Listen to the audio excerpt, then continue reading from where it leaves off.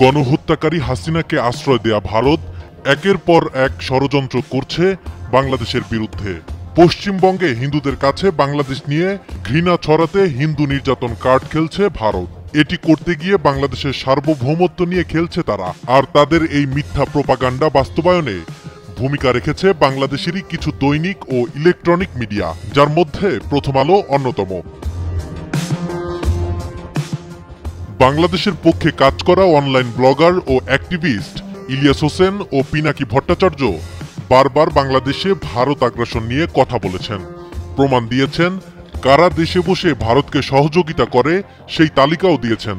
তারা জানিয়েছেন, বিগত 15 বছরে বাংলাদেশে আলেম ও ইসলাম ধ্বংসের প্রেসক্রিপশন দিয়েছে ভারত। বাংলাদেশকে একটি ব্যর্থ জঙ্গি রাষ্ট্র হিসেবে প্রমাণ করতে ভারতের নির্দেশে আইনশৃঙ্খলা বাহিনী দিয়ে জঙ্গি নিধন অভিযান দেখিয়েছে আওয়ামী লীগ, যেখান থেকে কেবল দাড়ি টুপি পরিহিত মুসল্লি গ্রেফতার হতে দেখা গিয়েছে। কখনো কোনো যথার্থ প্রমাণ হাসিনা সরকার দেখাতে পারেনি। আর ভারত সমর্থিত আওয়ামী সরকারকে এই কাজের সমর্থনে প্রচার সেল হিসেবে কাজ করেছে প্রথম আলো ও ডেইলি স্টার।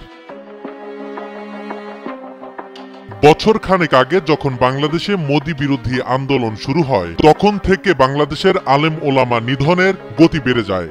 মোদিকে সন্তুষ্ট করতে নিজের দেশের পবিত্র লোকদের মিথ্যা ষড়যন্ত্রে গ্রেফতার নির্যাতন করতে কখনো দ্বিতীয়বার ভাবে নাই হাসিনা সরকার। নিগৃহীত অসংখ্য সেই আলেমদের একজন রফিকুল ইসলাম মাদানী। আসলে ভাই, আমি একদম সূচনা থেকেই যদি শুরু করি, আমার গ্রেফতারের বিষয়টা আমি কিছুটা আঁচ করতে পারতেছিলাম। আমি মোদি বিরোধী আন্দোলনে সক্রিয় ভূমিকা পালন করি। অকথ্য গালিগালাজ আর নির্যাতনের মধ্য দিয়ে আলেম ওলামাদের যেতে হয়েছে। কালিমুল্লাহ শরীফের হেফাজতকারী হয়েও শুধু ভারতের আগ্রাসনের বিরুদ্ধে কথা বলায় অমানবিক নির্যাতনের শিকার হতে হয়েছে তাদের। মতিঝিল শাপলা চত্বরে আমাকে 4 ঘন্টা পল্টন থানায় আটকে রাখা হয়। সেখানে অনেক হুমকি দুমকি দেওয়া হয়, গালাগালি করা হয়। কেন সে আন্দোলনে গেলাম, মোদির বিরুদ্ধে আন্দোলনে গেলাম, সব হুজুররা চুপসে গেল, আমি কেন চুপসে গেলাম না, এত বড় সাহস, আদার ব্যাপারে জাহাজের খবর নেই, মানে যত ধরনের আরো ধরনের গালিগালাজ আছে। বাবা মা তুলে আমি সব গালি দিতেও পারবো না। রফিকুল ইসলাম মাদানির মতো তখন মোদি বিরোধী বক্তব্যের জন্য নির্যাতিত হন মাহমুদুল হাসান গুনবি নামে আরেকজন প্রখ্যাত আলেম ও বক্তা। আমভাবে ধরপাকড় শুরু হয় মোদি বিরোধী আন্দোলনের কারণে। বিশেষ করে আমাদের বড় বড় আলেমদেরকে ধরা শুরু করে, আপনাদের পরিচয় দেন, এই কথা বলার সাথে সাথে সে আমাকে গালিগালা শুরু করে। কিন্তু সে কোনো কথা শুনতে সে বলতেছে যে আমরা সরকারের লোক, তুমি বেশি বাড়াবাড়ি করবা, এখানে সমস্যা হয়ে যাবে।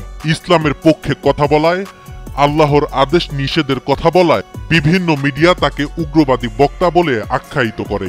এই দেশে হারাম হালালের জ্ঞান সবাই পাক, তা কখনো চাননি ভারত। মদের বিরুদ্ধে কেন ওয়াজ করছো? ওই বেটা, মদ যদি না থাকে তাহলে বিদেশিরা খাবে কি? এরপরে বলে যে মদের বিরুদ্ধে ওয়াজ করা যাবে না, নারীদের পর্দার কথা বলা যাবে না, স্পষ্ট কথা তাদের, এগুলোর বিরুদ্ধে কথা বলা যাবে না, একমাত্র সঠিক ধর্ম ইসলাম, এগুলো বলা যাবে না। ভারত নিজেদের দেশে অবাধে মুসলিম নিগ্রহ করেই চলছে। বাংলাদেশ থেকে সেই প্রতিবাদ ঠেকাতে বাংলাদেশের ফ্যাসিস্ট সরকারকেও বাধ্য করেছে আলেম ওলামাদের শোষণ করতে। এই জন্য তারা বাংলাদেশ ভরে তুলেছিল তাদের গোপন গোয়েন্দা সংস্থা র এর এজেন্টদের দিয়ে। নতুন বাংলাদেশে খ্যাতিমান আলেমরা বলছেন, এই ভারত হিংস্র ইসরায়েলের খাস সমর্থক।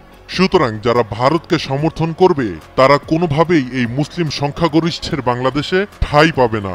তাই প্রধান উপদেষ্টা দেশের সব রাজনৈতিক দলকে এক প্ল্যাটফর্মে এসে ঐক্যবদ্ধভাবে ভারতের আগ্রাসন প্রতিরোধের অনুরোধ করেছেন।